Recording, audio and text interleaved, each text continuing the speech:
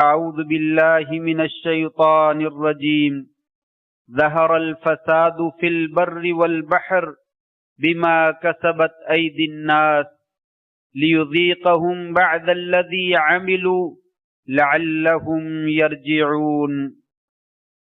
خشکی اور تری میں بر و بحر میں فساد برپا ہو چکا ہے، اس وجہ سے جو لوگوں نے اعمال کیے ہیں تاکہ وہ ان کو مزہ چکھائے اس چیز کا جو انہوں نے کیا ہے اور تاکہ وہ واپس پلٹ آئیں۔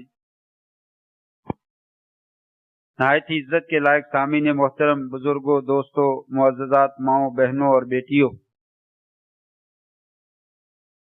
انسان ہر روز صبح کرتا ہے تو معمولات کے مطابق انسان ہر بندہ ہی کوئی نئی خبر سننے کا منتظر رہتا ہے۔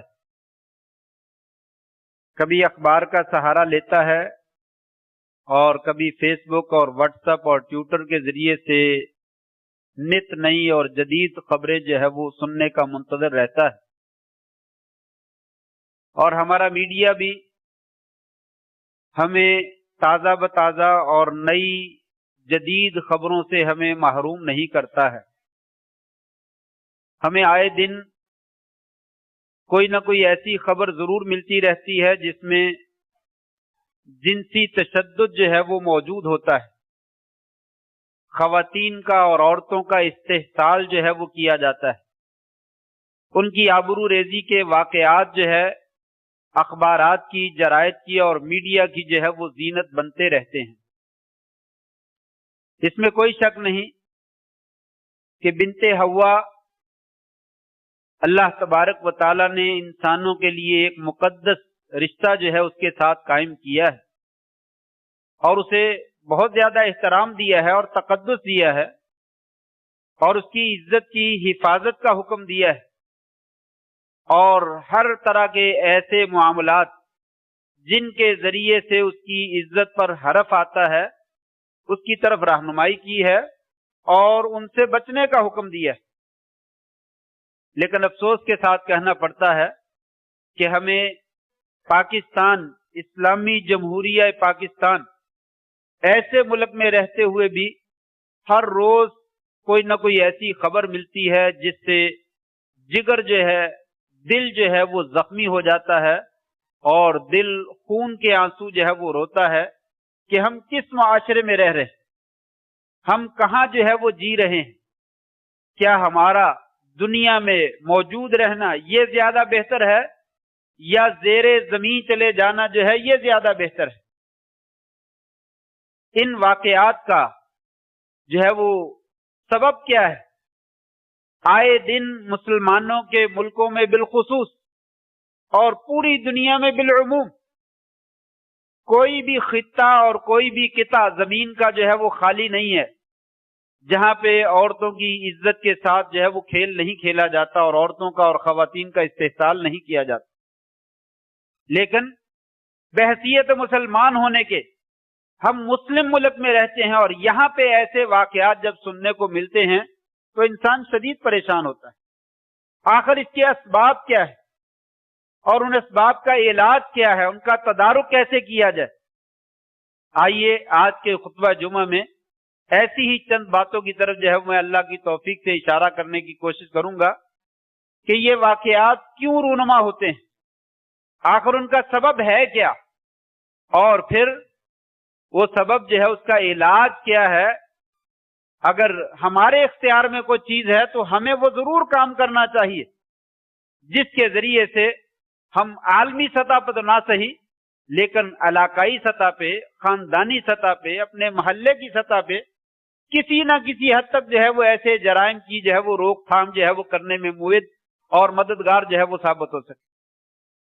تو اس میں پہلا سبب جو ہے وہ یہ ہے کہ شریعت نے ہماری رہنمائی کی ہے کہ اللہ تبارک و تعالیٰ نے انسان کے اندر، مرد اور عورت کے اندر فطرتی خواہشات رکھی ہیں، ان خواہشات کی تکمیل نکاح کے ذریعے سے اللہ تبارک و تعالیٰ نے مشروع قرار دیا۔ قرآن مجید میں نکاح کا حکم دیا گیا، انبیاء کرام نے نکاح کر کے لوگوں کو بتلایا کہ لوگوں یہ عزت کو محفوظ کرنے کا بہترین ذریعہ ہے، اگر وقت کے اوپر شادی کر دی جائے اور مناسب رشتے کے ساتھ شادی کر دی جائے تو انشاءاللہ اللہ کے فضل سے یہ جرائم اور یہ واقعات بہت حد تک جو ہے وہ رک جاتے ہیں۔ میں نہیں کہتا کہ کلی طور پر خاتمہ ہو جائے گا، لیکن بہت نمایاں اس میں فرق آئے گا۔ آج شادی کے معاملات کو پیچیدہ بنا دیا گیا ہے، مشکل بنا دیا گیا ہے، اس میں رسم و رواج کے ایسے بندھن باندھ دیے گئے ہیں کہ ایک معمولی آدمی جو ہے ان بندھنوں سے نہ نکل سکنے کی وجہ سے اپنے بیٹے اور اپنی بیٹیوں کی شادی بر وقت نہیں کر پاتا، جس کی وجہ سے عمر بڑھ جاتی ہے اور معاملات خطرے کی حد سے جو ہے وہ تجاوز کر جاتے ہیں، جبکہ شریعت ہماری رہنمائی کرتی ہے کہ ایسا نہ کریں، نکاح کریں۔ قرآن مجید بھی کہتا ہے لوگوں نکاح کرو، اور حدیث پاک بھی کہتی ہے یا معاشر الشباب من استطاع منکم الباءۃ فلیتزوج، اے نوجوانوں کی جماعت، تم میں سے مالی حیثیت سے اور دوسری حیثیت سے جو بھی آدمی شادی کی طاقت رکھتا ہے اسے شادی کرنی چاہیے۔ جو بھی آدمی شادی کرنا چاہتا ہے وہ شادی کرے، طاقت رکھتا ہے وہ شادی کرے۔ اس کا فائدہ کیا ہوگا؟ فَإِنَّهُ أَغَضُّ لِلْبَصَرِ وَأَحْسَنُ لِلْفَرْجِ، یہ آپ کی نگاہوں کو جھکا دے گی، آپ کی نگاہیں نیچی ہو جائیں گی اور آپ کے سطر کی جو ہے وہ حفاظت ہو جائے گی۔ جب انسان کے سطر کی حفاظت ہو جائے گی تو ایسے کوئی بھی معاملات جو ہے وہ پیش نہیں آئیں گے، یا آئیں گے تو بہت کم آئیں گے۔ اور فرمایا وَمَن لَّمْ يَسْتَطِعْ، جو شادی کی طاقت نہیں رکھتا فَعَلَيْهِ بِالصَّوْمِ، اسے روزہ رکھنا چاہیے۔ روزے کے ذریعے سے انسان کی شہوات کنٹرول میں آ جاتی اور ان سے انسان کے خیالات منتشر ہونے کی بجائے محفوظ ہو جاتے ہیں، لیکن افسوس کہ دونوں کام جو ہے وہ نہیں کیے جاتے۔ یہ بہترین علاج ہے، اور نبی کریم صلی اللہ علیہ وسلم نے فرمایا اذا خطب الیکم من ترضون دینہ وخلقہ فزوجوہ الا تفعلوه تکن فتنۃ فی الارض وفساد عریض، او کما قال علیہ الصلوۃ والسلام۔ فرمایا لوگو، اگر تمہیں کسی بیٹے یا بیٹی کا رشتہ جو ہے وہ مناسب آ جائے تو اس میں دیر نہ کیا کرو، فوراً شادی کر دیا کرو۔ اگر تم ایسا نہیں کرو گے تو زمین کے اندر بہت بڑا فتنہ پھیل جائے۔ یہ نبی اکرم صلی اللہ علیہ وسلم نے فرمایا، میں نہیں کہہ رہا کہ جب بیٹے کا یا بیٹی کا مناسب رشتہ مل جائے تو اس کے لیے بیٹی کے رشتے کے لیے جبریل جیسی صفات جو ہے وہ تلاش کرنے کی کوشش نہ کریں کہ جبریل ہی آئے گا تو میری بیٹی سے جو ہے وہ شادی کرے گا۔ اور اگر بیٹے کے لیے رشتہ چاہیے تو جنت کی حور کی تلاش کم کریں، جنت کی حوریں دنیا میں نہیں ملتی ہیں، وہ جنت میں جا کے ملے گی۔ بیٹی اچھی ہے، سلیقہ شعار ہے، نمازی ہے، اللہ کا خوف اس کے دل میں ہے، معقول صورت ہے، شادی کر دو۔ نہیں جی، خاندان ایسا ہونا چاہیے، اس کی برادری ایسی ہونی چاہیے، اس کے پاس جو ہے اتنا مال ہونا چاہیے، وہ جو ہے اتنے لمبے قد کی ہونی چاہیے، اتنی تعلیم یافتہ ہونی چاہیے، تو پھر تکن فتنۃ فی الارض وفساد عریض۔ آپ کا فرمان ہے اگر یہ انتظار کرتے رہو گے تو زمین کے اندر، معاشرے کے اندر بہت زیادہ فتنہ پھیل جائے گا۔ آج ہمارے معاشرے میں جہاں بہت ساری خرابیاں ہیں، ان کی ایک بنیادی وجہ یہی ہے کہ ہم جو ہے وہ اسی ڈھیل میں انتظار کرتے رہتے ہیں اور کام جو ہے وہ ہاتھ سے نکل جاتا ہے۔ اور آپ نے فرمایا لوگوں، شادیاں مشکل نہ بناؤ، خیر النکاح ایسرہ، لوگوں سب سے بہترین نکاح وہ ہے جو آسانی والا، جو نکاح مشکل میں پیدا کر دینے والا وہ نکاح برکت والا نہیں ہو سکتا۔ جس میں خرچہ کم ہو، جو آسانی سے ہو جائے وہ نکاح کرو، اس میں خیر ہے، اس میں برکت ہے۔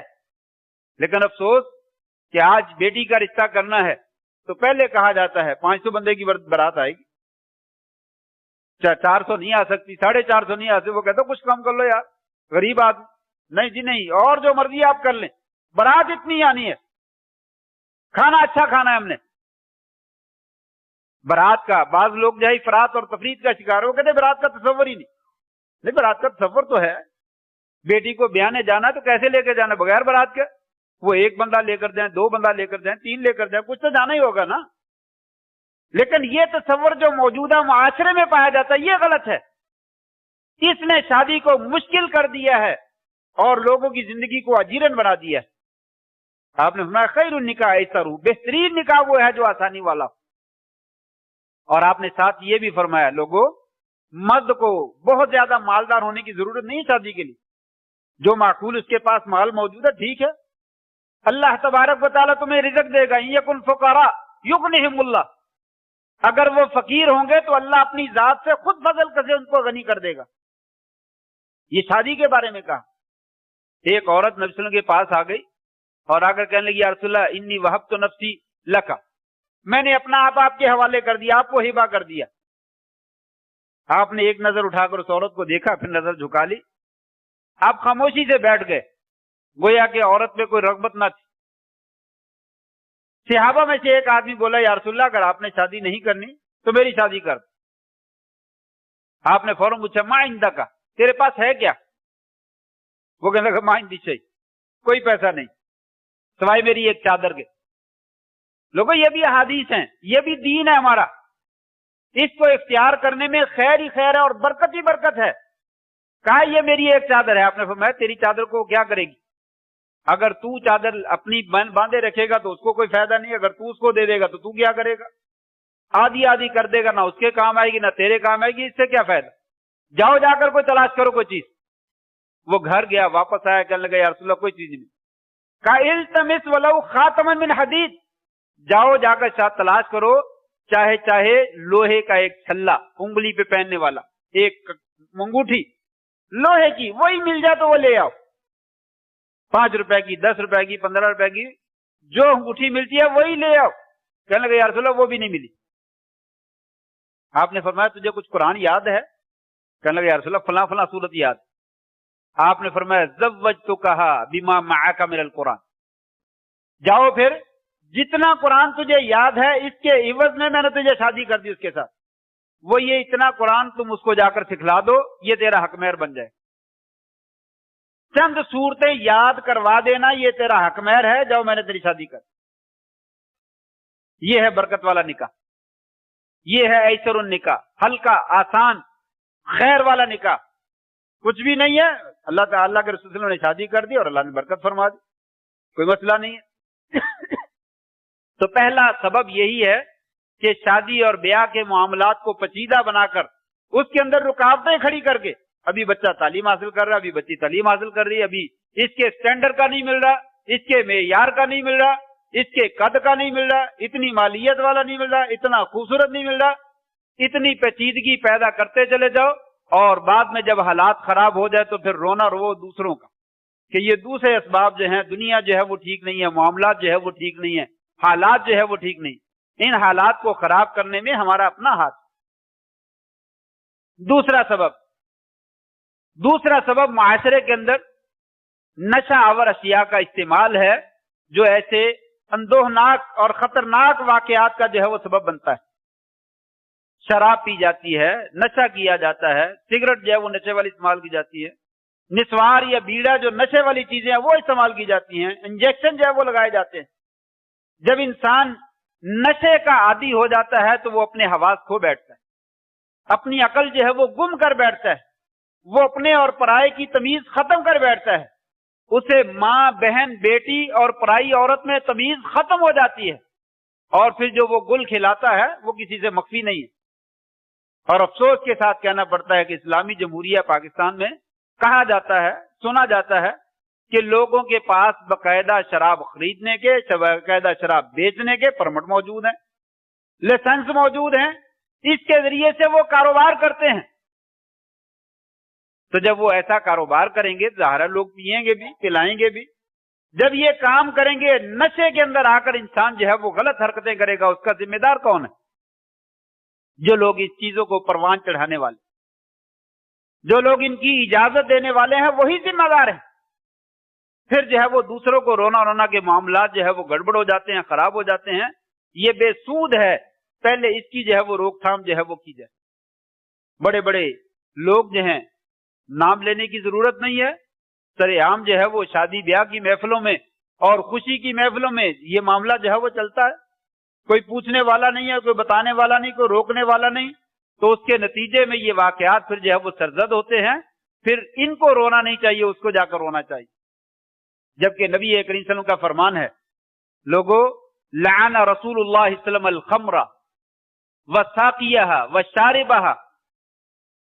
آپ وسلم نے جو ہے وہ شراب کے اوپر لعنت فرمائی ہے، شراب پینے والے پر لعنت فرمائی ہے، شراب پلانے والے پر لعنت فرمائی ہے، اور بائعہا و مبتاعہا، شراب خریدنے والے اور شراب فروخت کرنے والے پر لعنت فرمائی ہے.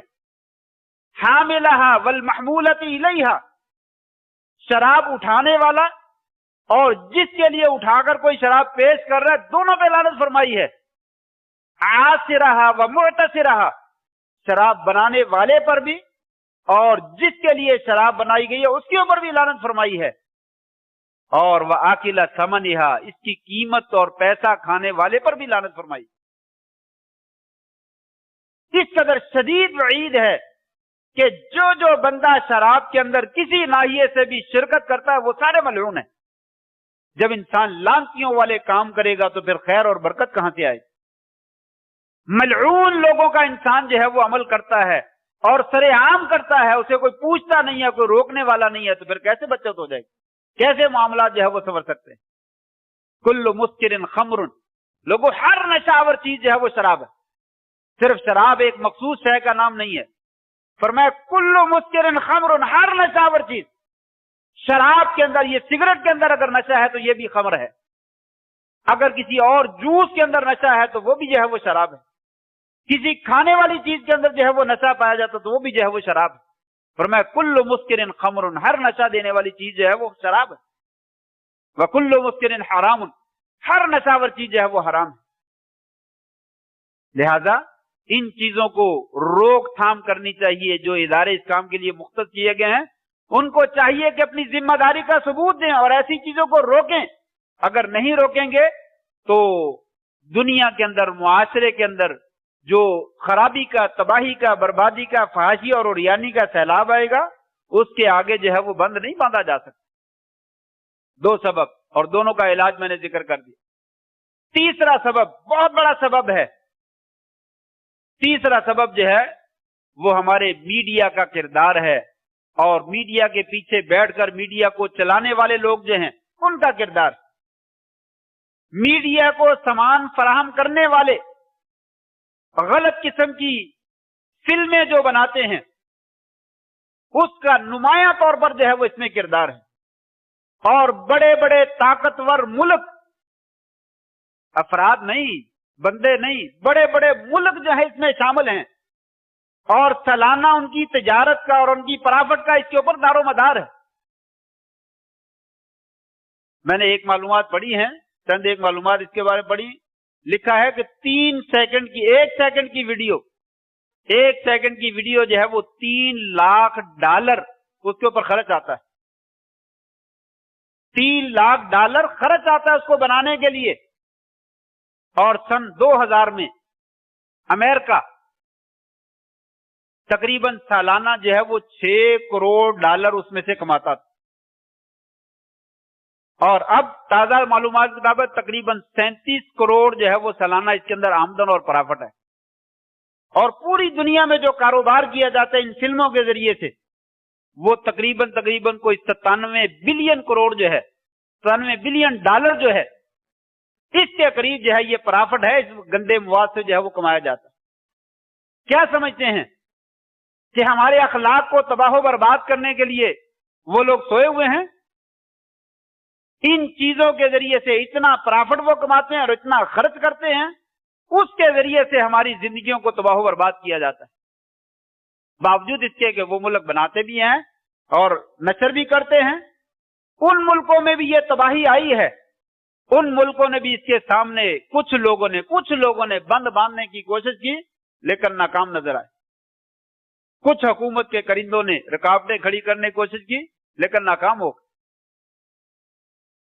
اور دوسرا کردار یہ تو ہے ہی ہے اس کے ذریعے سے.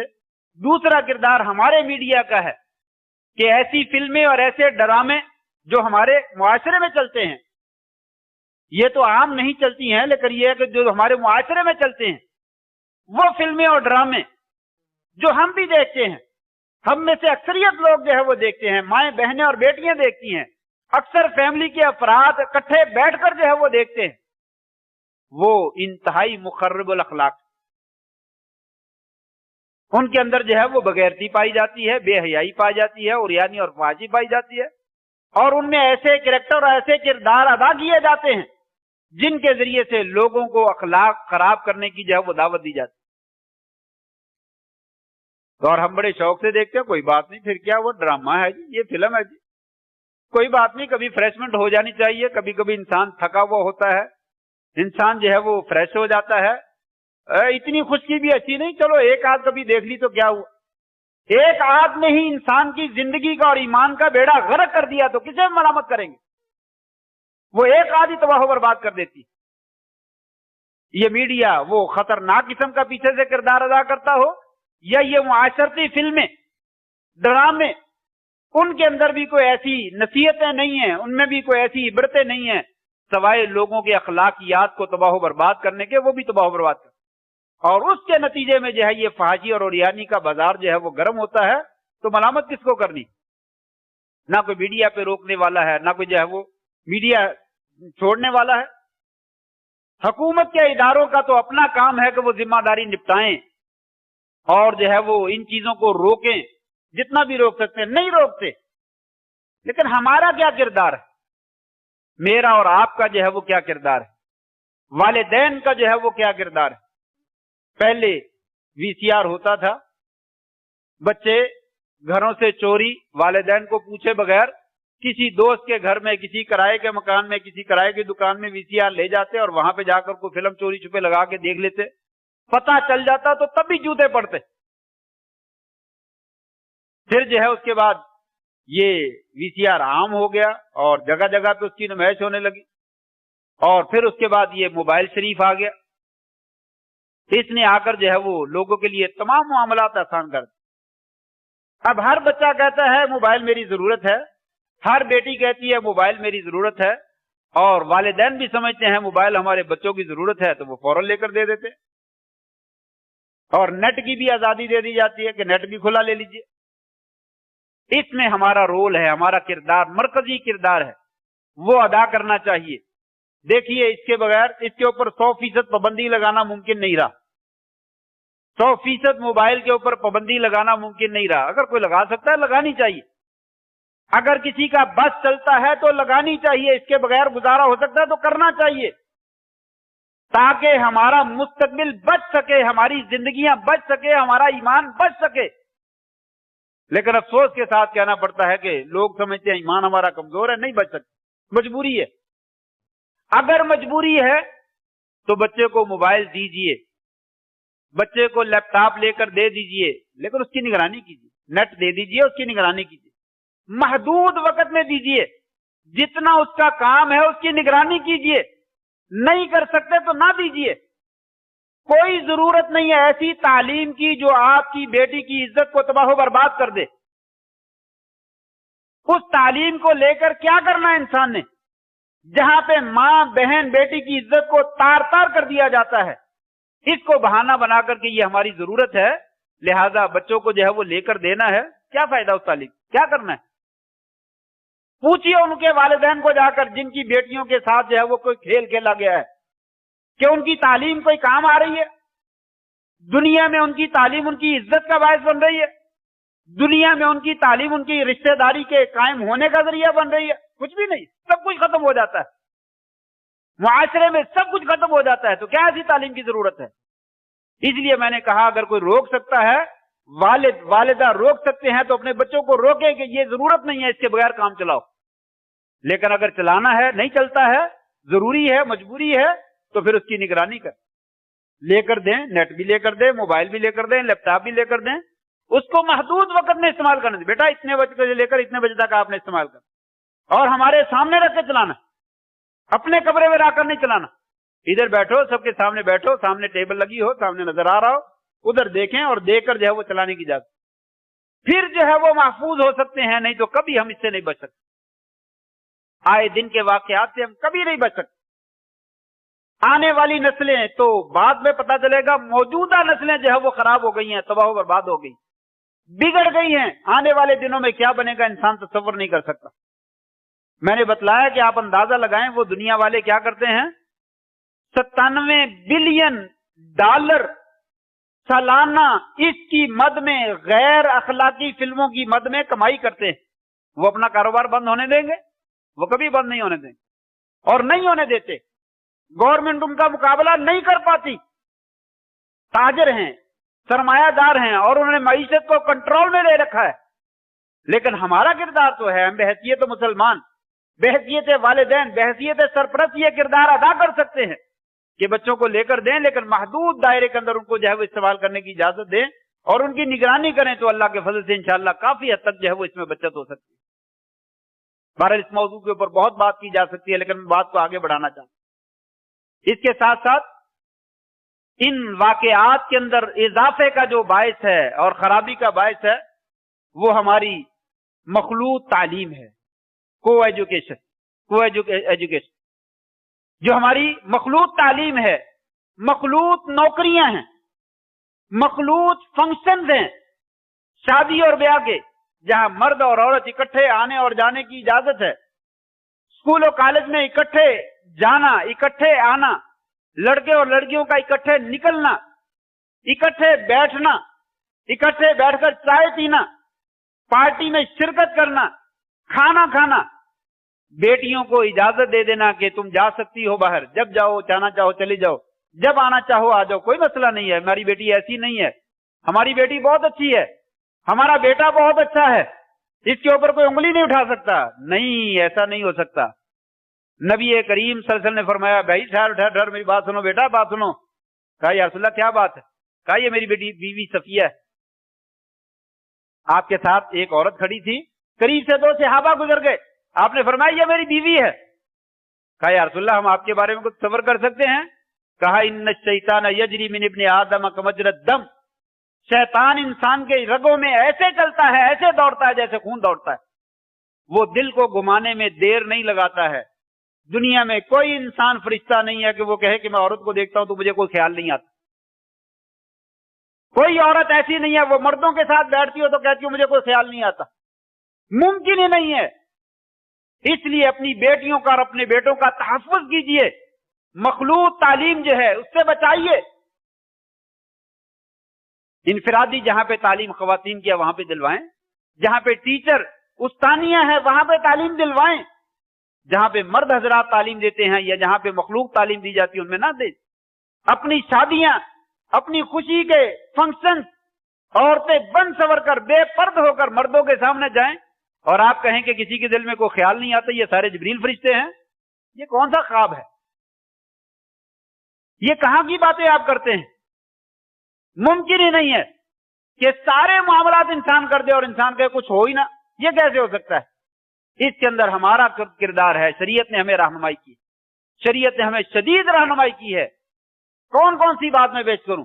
قرآن مجید ہمیں کہتا ہے کل المؤمنین یغضوا من ابصارهم ویحفظوا فروجهم. مومن مردوں کو کہہ دیجئے اپنی نظریں نیچی رکھیں. اور عورت بن سمر کر بیٹھی ہو اور ساتھ بیٹھ کر چائے پی رہی اور اس کا رشتہ ہی کوئی نہیں اس کے ساتھ، کون سا مومن ہے جو نظر نیچے رکھے گا؟ اس کے ساتھ کھانا کھا رہا ہے، پارٹی میں شرکت ہے اور علیحدہ کرسی پہ بیٹھے ہوئے ہیں، اور یہ مومن صاحب جو ہے نظریں جھکائے بیٹھے ہیں کیونکہ اللہ کا حکم ہے نظریں جھکا کے بیٹھو. کل المؤمنات یغضضن من ابصارهن. مومن عورتوں سے کہہ دیجیے اپنی نظریں جھکا کر رکھیں اور اپنے سطر کی حفاظت کریں. ولا یبدین زینتهن. اپنی زیب و زینت کو ظاہر نہ کریں الا ما ظہر منها، مگر جو خود ظاہر ہو. بھڑکیلا لباس، بھڑکیلا چہرہ، دوپٹہ گلے میں، سر ننگا، گریبان ننگا، آدھے بازو ننگے، آدھی ٹانگیں ننگے، اور پھر انسان کہے جو وہ کوئی فتنہ نہیں ہے، کوئی خرابی نہیں، ہماری بیٹی بڑی پاک، ہمارا بیٹا جو ہے وہ بڑا صاف ہے، اس کا ذہن بڑا پاک صاف ہے. ایسا نہیں ہو سکتا ہے. شریعت نے کہا اپنی نگاہوں کو جھکا کر رکھ. دوسرے نمبر پہ کہا یا ایھا الذین یا ایھا النبی قل لازواجک وبناتک ونساء المؤمنین یدنین علیہن من جلابیبہن. اے نبی اپنی بیویوں کو بھی کہہ دیجئے، اپنی بیٹیوں کو بھی کہہ دیجئے، مومن عورتوں کو بھی کہہ دیجئے جب کبھی باہر نکلیں پردہ کر کے نکلیں. ओढ़नियां लेकर निकलें, अपने गिरेबान और अपना सर ढांप के निकलें, पर्दा करके निकलें।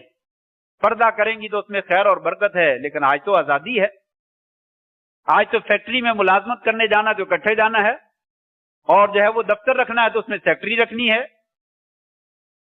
ऐसा काम करना है जहां मर्दों और औरतों का जरूर इख्तिलात हो, जहां पे उनको तन्हाई के मौके जो है वो जरूर मुयस्सर हो। शरीयत कहती है ना, ला यखलुवन्ना रजुलुन बिइम्रातिन, कोई मर्द किसी औरत के साथ तन्हाई इख्तियार न करे, इल्ला कान सालिसुहुम शैतान, अगर वो इख्तियार करेंगे तो तीसरा शैतान होगा, वहां पे अल्लाह की मदद नहीं आएगी। आपने फरमाया लोगों अपनी औरतों को घरों में रखो। ये तो दकियानूसी है ना, ये तो पुराने जमाने की बातें करते हैं कि औरतों को घर में रखो। तरक्की का जमाना है, सारी दुनिया और तरक्की इसी बेहयाई में हो रही है। औरतें कारोबार पे जाती हैं, औरतें काम कर रही हैं, लेकिन उसका फायदा क्या हो रहा है? ये बेहयाई और फाजी को उरूज मिल रहा है, जवाल नहीं आ रहा, खत्म नहीं हो रही, बढ़ती चली जा रही है। आटा दाल रोटी सादा खाना, उसके ऊपर गुजारा कर ले, लेकिन अपनी इज्जतों के सौदे ना कीजिए। कहा औरतें घर में ठहरी रहें, वकरना फी बुयूतिकुन्ना, उनको कहिए कि वो अपने घर में रहें।